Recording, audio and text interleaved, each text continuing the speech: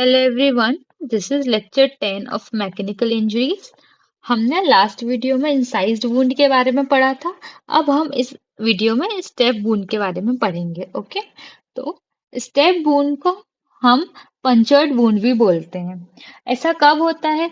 जब जो भी इंस्ट्रूमेंट या वेपन है उसका पॉइंटेड एंड हो, तब जाके ऐसा स्टेप वुंड या पंचर्ड वुंड बनता है। इसमें क्या होता है, इस ये जो इंजरी है उसमें डेप्थ लेंथ से ज्यादा होती है। नॉर्मली हमने कल देखा था इंसाइज वुंड में लेंथ जो थी वो मैक्सिमम थी, बट स्टेप या पंचर्ड वुंड में डेप्थ लेंथ से ज्यादा होती है। और नॉर्मली जो स्किन होती है ना, स्किन वो मैक्सिमम रेजिस्टेंस देती है फॉर पेनिट्रेशन के लिए। ऑब्वियसली हमारी आउटरमोस्ट प्रोटेक्शन लेयर स्किन है, ये मैक्सिमम रेजिस्टेंस देती है पेनिट्रेशन के लिए। नाउ टू वर्ड्स हैं, एक होती है पेनिट्रेटिंग इंजरी, एक होती है परफोरेटिंग इंजरी। पेनिट्रेटिंग इंजरी क्या होती है कि जब हमने कोई भी स्टेप वुंड हुआ है तो वो पूरा आर पार नहीं हुआ है, मीन्स वो बस एंटर करा है, तो उसमें सिर्फ हमको ओनली एंट्री एंट्री ही मिलेगी। It is injury that enters a cavity, सिर्फ हमको एंट्री मिलेगी। और परफोरेटिंग इंजरी कब होती है? जब आर पार हो जाए, कोई भी जो वेपन है या ऑब्जेक्ट है, इसे यहाँ से इंसर्ट किया, ये इसकी एंट्री है, ये इसकी एग्जिट है। It is entry and exit wounds both are present, दोनों प्रेजेंट होंगे। नाउ अब परफोरेटिंग इंजरी में एंट्री और एग्जिट दोनों है, तो हम कैसे समझते हैं कि कौन सी एंट्री है कौन सी एग्जिट है? देखो, अब जो मार्जिन्स होती हैं वो एंट्री पे इन्वर्टेड मार्जिन्स होंगी, और वहीं पे जो एग्जिट पॉइंट है वो मार्जिन्स हमको कैसे दिखेंगी? इवर्टेड दिखेंगी। ओके, मीन्स एंट्री पे वो मार्जिन्स अंदर की तरफ है और एग्जिट पे वो मार्जिन्स बाहर की तरफ है। Now size in single step, single step हम ले रहे हैं और हम साइज देख रहे हैं। जहां से एंट्री हुई है वहां पे साइज लार्जर होगी, और जहां पे एग्जिट हुआ है वहां पे स्मॉलर होगी। क्यों? क्योंकि उस जगह पे सिर्फ टिप बाहर आ रही है, जो भी पॉइंटेड एंड है सिर्फ वो बाहर आ रहा है, तो वहां पे जो एग्जिट की जो साइज है वो छोटी होगी। अब हम फीचर्स देखेंगे, स्टेप वुंड के फीचर्स क्या क्या होते हैं। यहाँ पे हम वुंड के डायमेंशंस देख लेते हैं। ये जो है वुंड की लेंथ है, और ये जो है वो वुंड की ब्रेथ है। अब वेपन के डायमेंशन देखेंगे। मान लो ये कोई वेपन जिसका ये पॉइंटेड एंड है, ये इसकी ब्रेथ हो गई और ये इसकी लेंथ है।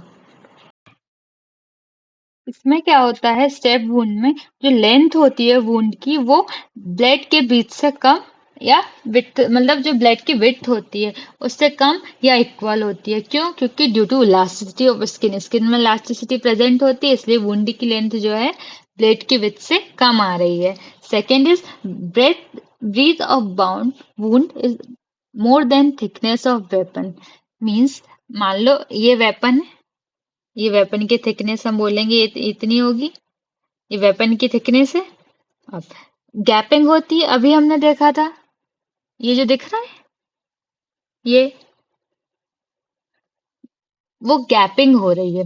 इसलिए ये जो विड्थ है, वुंड की जो विड्थ है वो वेपन के थिकनेस से ज्यादा है, क्योंकि गैपिंग हो गई है। Now depth of wound corresponds to length of blade in penetrating injuries with complete penetration. अगर किसी जो वेपन है हमारा उसका कंप्लीट पेनिट्रेशन हो गया, उसको पूरा अंदर तक कर दिया उस वेपन को, तो जो लेंथ होती है वेपन की वही डेप्थ होगी वुंड की। Okay, in yielding part like abdomen, depth of wound is more.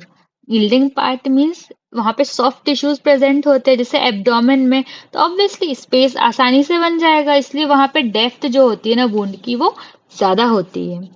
Depth of wound should only B examined in OT. No probing should be done as it is can dislodge the clot, causes fatal hemorrhage। इसका मतलब क्या है कि जो depth है wound की वो हमको सिर्फ ओटी में ही एग्जामिन करनी है। मीन्स कितनी डेप्थ है उस वुंड की, हमको कोई भी प्रोब, मान लो जैसे कोई भी फिंगर है या इंस्ट्रूमेंट, हमको इंसर्ट करके नहीं देखना है कि उस वुंड की डेप्थ कैसी है। इससे क्या होगा, इससे मान लो वहां पे कोई क्लॉट बना होगा, क्लॉट तो बनेगा ऑब्वियसली, ब्लीडिंग होगी तो वहां पे कोई, ये मान लो ये कोई क्लॉट है, क्लॉट बना हुआ है, अब हमने कोई भी फिंगर या इंस्ट्रूमेंट इंसर्ट करा है तो वो जो क्लॉट हट जाएगा यहाँ से, जिसके कारण बहुत ज्यादा ब्लीडिंग होगी, that is haemorrhage, causes fatal haemorrhage. इसलिए हमको कोई भी प्रोबिंग नहीं करनी है बिना ओटी के। अब हम देखते हैं शेप ऑफ वुंड। मीन्स कैसा कैसा वेपन होगा, किस हमने वेपन का यूज करके इंजरी करी है, तो वुंड का शेप कैसा बनेगा ये हम देख रहे हैं। सबसे पहले डबल एज्ड ब्लेड, जिसे बोलते हैं ना दो धारी तलवार, मीन्स उसके दोनों तरफ एजिंग है। तो देखो जैसा इसका शेप है सेम वैसा ही ओवल या स्पिंडल शेप बनता है वुंड का। अगर सिंगल एज्ड ब्लेड है तो से या तो टीयर ड्रॉप या वेज शेप्ड या फिस्टेल शेप्ड वुंड का शेप बन जाता है। जैसे स्क्रू ड्राइवर है, स्क्रू ड्राइवर भी अलग अलग टाइप के होते हैं, तो ऐसा शेप बनता है। देखो तीन टाइप के शेप है, और ये जो रेड जो प्रेजेंट कर रहा है यहाँ पे ये कंफ्यूजन को प्रेजेंट कर रहा है। ओके, क्योंकि ये कंफ्यूजन को प्रेजेंट कर रहा है।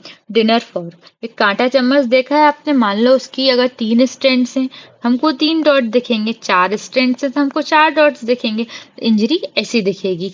Now ice pick, ice pick क्या होता है, वो जिससे हम बर्फ को फोड़ने में यूज करते हैं उसको आइस पिक बोलते हैं। उसमें जो वुंड का शेप होगा वो ऐसा दिखेगा, आजू बाजू हमको कंफ्यूजन दिखेगा।